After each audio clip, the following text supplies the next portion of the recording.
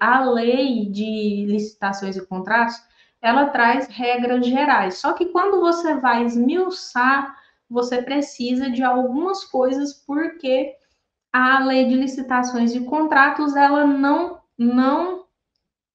fica em pé sozinha, por assim dizer. Então, por isso que precisa dessas regulamentações. E a importância da regulamentação é justamente para suprir essa falta, né? E trazer as normas de forma clara, objetiva e que vai ficar disposta para qualquer pessoa ver, tanto as pessoas, os servidores que trabalham na administração, quanto os interessados, os licitantes, quanto a sociedade. Então, dá muito mais transparência nas contratações.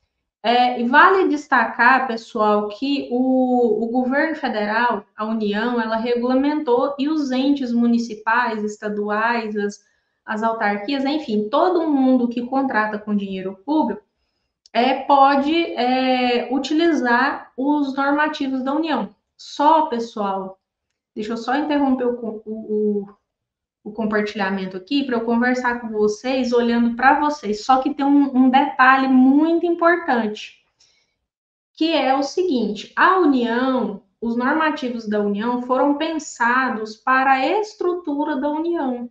E aí, quando você vai para uma Câmara, para um município menor de 20 mil habitantes, ou até municípios maiores, ou você vai para uma fundação, uma associação de municípios, alguns outros tipos de órgãos públicos, de entes, entidades, aí começa a ter algumas situações peculiares e o normativo federal, ele não se encaixa naquela realidade.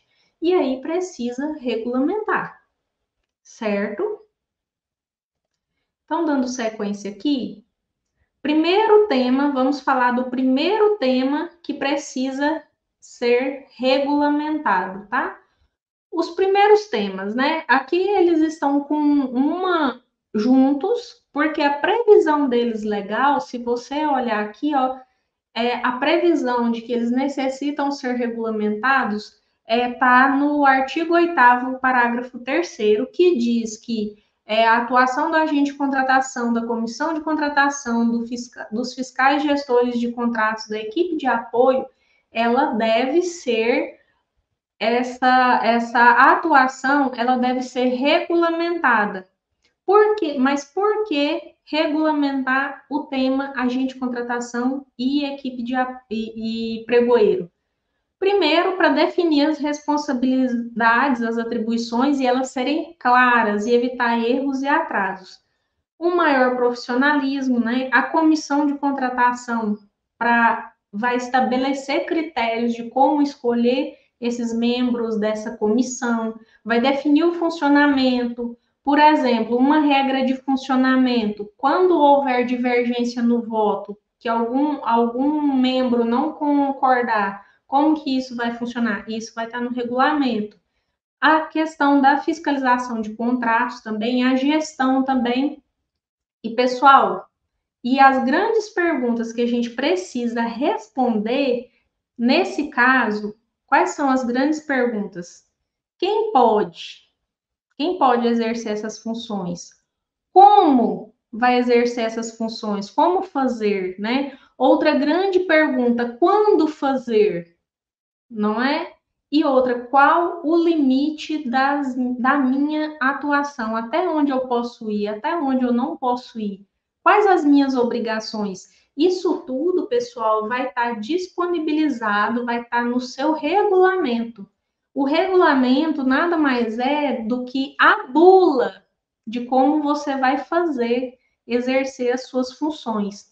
Por exemplo, quando você vai tomar um medicamento, o médico te passa um medicamento. Imagine que a lei é o médico, né? Ele te passa um medicamento e te passa a receita. Imagina que a receita é o regulamento que você fez no seu ente.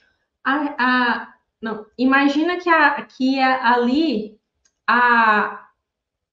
ele te passa o medicamento e você tem que tomar, por exemplo, a regulamentação, e nessa regulamentação vem a bula. Quando o servidor vai utilizar o medicamento, o que ele faz? Lê a bula. E é na bula que vai estar especificado, vai estar determinado como que vai ser a sua atuação e os limites dessa atuação. Por exemplo, você sabia que pregoeiro não pode assinar edital? Sabe por quê? Porque pregoeiro, a atividade do pregoeiro já é na fase externa. E a confecção do edital, ela acontece na fase interna. E essas fases, elas não podem se misturar.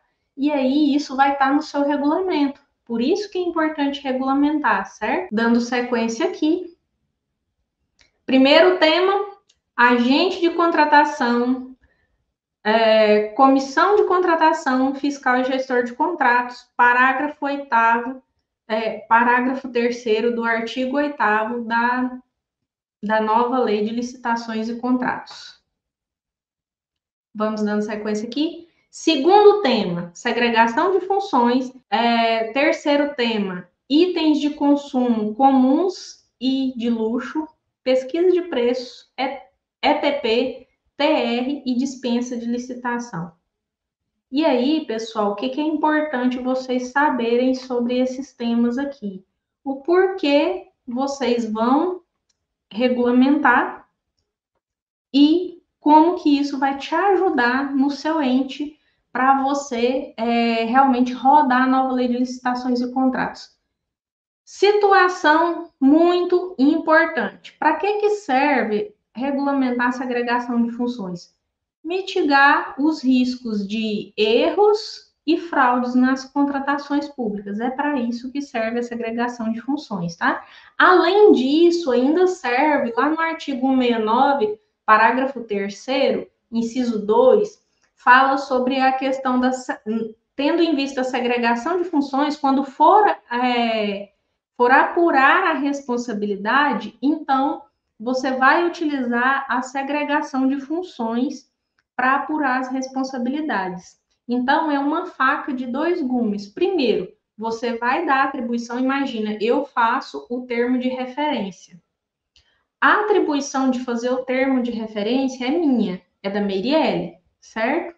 Se eu cometo algum erro grosseiro ou cometo algum direcionamento na hora de fazer o termo de referência, a responsabilidade, quando tem a segregação de funções, isso é bem claro, a responsabilidade vai ser de quem? Minha, não é? Sabe o que é interessante nisso?